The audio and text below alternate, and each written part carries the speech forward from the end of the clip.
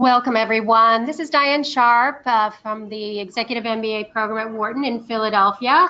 Just checking in. I wanted to give some folks a chance to log in. So we will start this webinar, the tips for writing impactful essays, in just another minute. Thank you.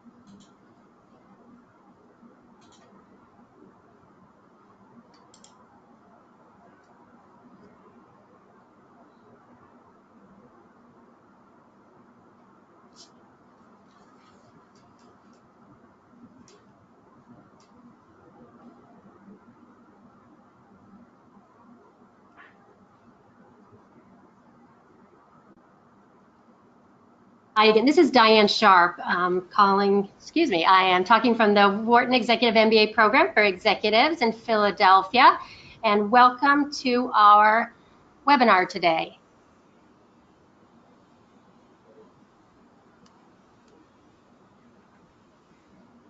We're going to get started in just a minute.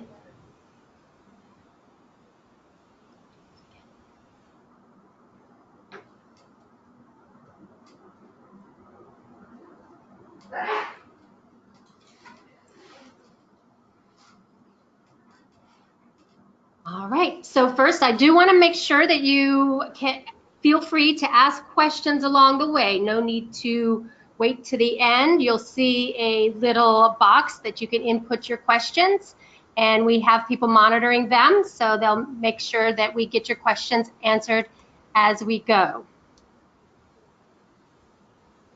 All right, and I am actually joined by my colleague. Good morning, this is Barb Kraft, Director of Admissions for Wharton San Francisco. Thank you all very much for joining us. Great, and you see me there, and I'm the Philadelphia side of things. And the folks who are monitoring the chat function are Quen and Alicia, who you probably have met along the way if you've interacted with our offices. All right, so we'd like to cover the topic of essays. First of all, we want to cover why Wharton requires admissions essays. You'll see more and more schools are dropping that requirement. They have pretty basic apps. But for us at Wharton, we really like to do a holistic overview of every candidate. We like to understand different things about you, your background, why you want the MBA, and we're not just interested in test scores and job histories. There's more to it than that. So it is very much a way of getting to know you.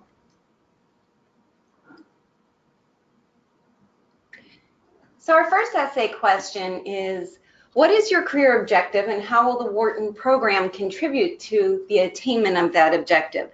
Now this question in particular is really intended to make you think about your career, your journey, your goals, where you intend to go, and how Wharton will contribute to that, and what you're really hoping to gain from the program.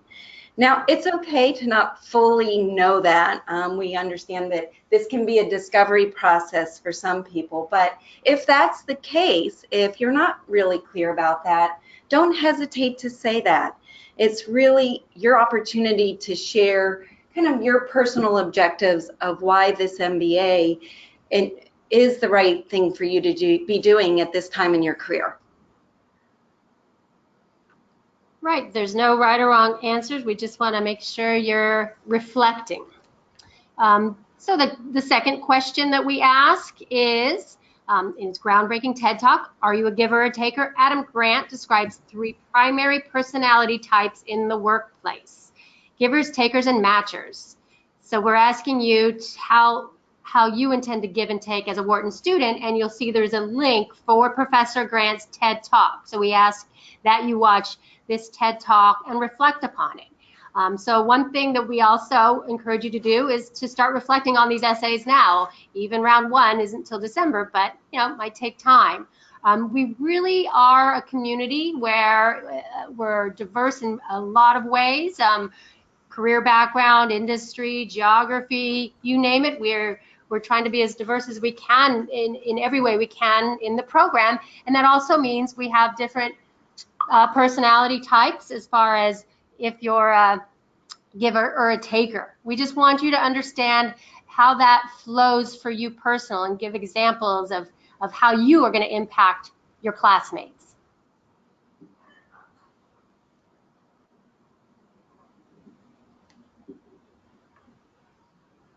So moving on to essay question number 3. Given your demanding job and desire to remain committed to important family and personal obligations, how do you plan to handle additional demands on your time once you enroll? Again, this is a question that's really intended to get you to start thinking about talking to your stakeholders. Let's face it, with any MBA program, there's going to be a huge time commitment, there's going to be a financial commitment. So all of this should be taken very seriously. And the planning and the thoughtfulness with getting your MBA should be upfront and taken seriously. So it's a great time for you to start thinking about what's going to give, how are you going to realign things. And we like to know that you've gone through that thought process and really considering about how you're going to carve out the time dedicated not only to the class days, but to your studies and your studies throughout the week. So we often get asked the question, how much time will I spend outside of class preparing from week to week?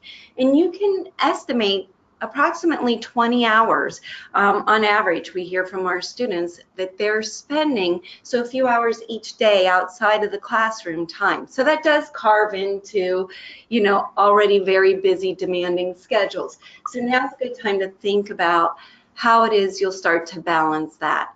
And our students do become, I assure you, really masterful time managers as they get into this program.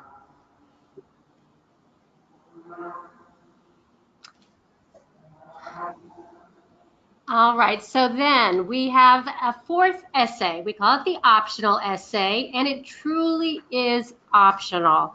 Barb and I speak with all the members of the committee, all our readers and interviewers, and we discuss, the outcomes of every cycle. And there's definitely a purpose for this optional essay, and there's definitely not a purpose for this optional essay. We want new information or something that's not going to be covered in the first 3 essays that you feel is important. It's not to share something that we're not asking. In other words, you might want to explain further why your undergraduate grades were not their best or there was a gap in your work. I call it a carte blanche essay, and Barb and I do appreciate people who take the time to share something that really does impact their candidacy. But there are people who feel that, oh, if I don't put something in essay number 4, it's going to look poorly upon my candidacy because I didn't take the time to share something extra. Please don't worry about that. We would actually much rather not be spending the time reading something that's not going to add another dimension to your application. If you've covered everything in your essays and you've interviewed with us, that is going to be more than fine. Do not feel obligated. This is really for special circumstances.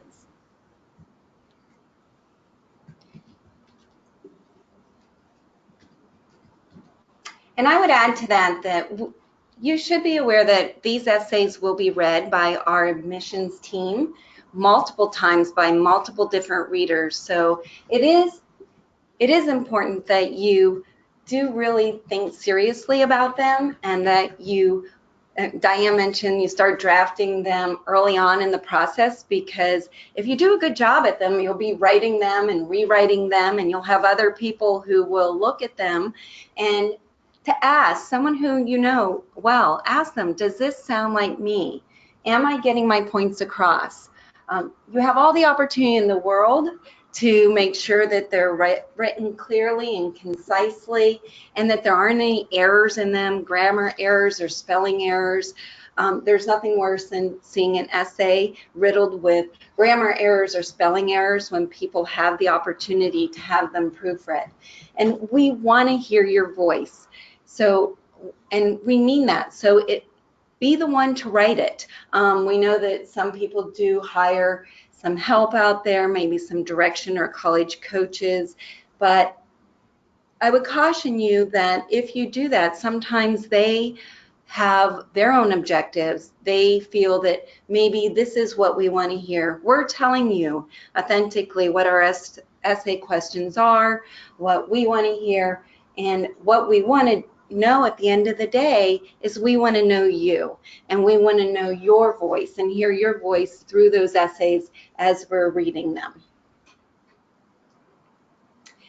Yeah. So we will stay on the line and definitely answer all your questions that we can.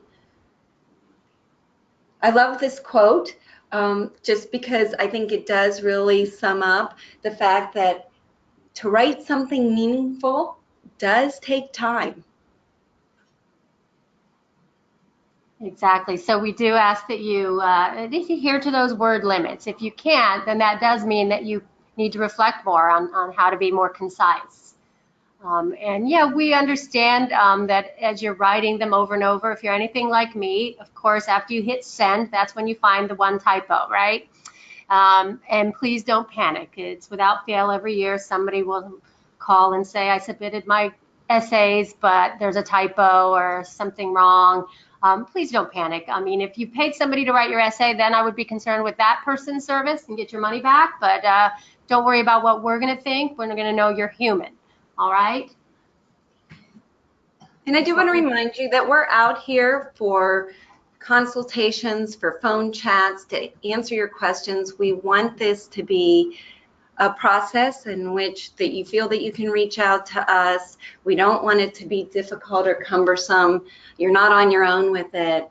Don't hesitate to talk to us. As a reminder, our application deadlines are December the 5th and February the 6th. And at this point, we're going to say thank you for joining us. The presentation will end, but we will stay on the line for questions for a while. And Barb, there's actually a question that some other folks might benefit from. I'll read it. I have it, and then if you want to answer it, we have someone who's a reapplicant. So they're just curious about how they approach the essays and what the reapplicant essay basically asks them to do. Right, and in particular, when you're reapplying to the program, what we're really interested in is what kind of developments have there been since your last application? How have things changed for you? What makes you a better candidate this year than you were last year when perhaps the decision was not what you wanted it to be? So what kind of steps have you taken in that process, and how have you changed? Yep, it's basically an update. So I'll read a couple others that I think most people might benefit from. We do have someone asking if one of the essay questions is more important than the others. I would say no. We're going to take them all very seriously. They're all going to be read. They're all going to be impactful. So focus your time on your application all the way around. We do take a holistic view to every applicant, and again, you know, be authentic with those essays, be honest about them, and they're all going to be valued equally. Great. So the last question we'll do here, and as Barb said, we'll post the answers online before ending this presentation, but Barb and I will be hopping off. But what would be the most common mistake we see in the essays? One of the most, yeah, go ahead, Di.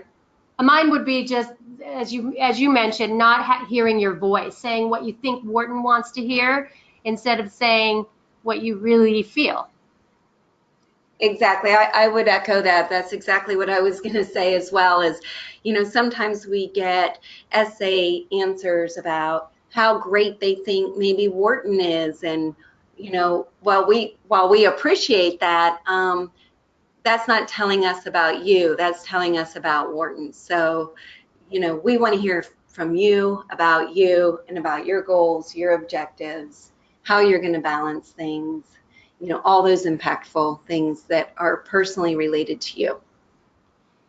Yeah, and our goal is that these questions will help you understand truly why you want to do this. It will be a benefit to you as you decide to apply to MBA programs, because you've reflected and you really are going to make the most out of it. All right, so as we mentioned, we'll answer your questions in the chat box, and please look for an email with the recording. A couple people did ask if it's being recorded, and you will receive an email, and you'll get the information on the next webinar. Hope that you can join us then.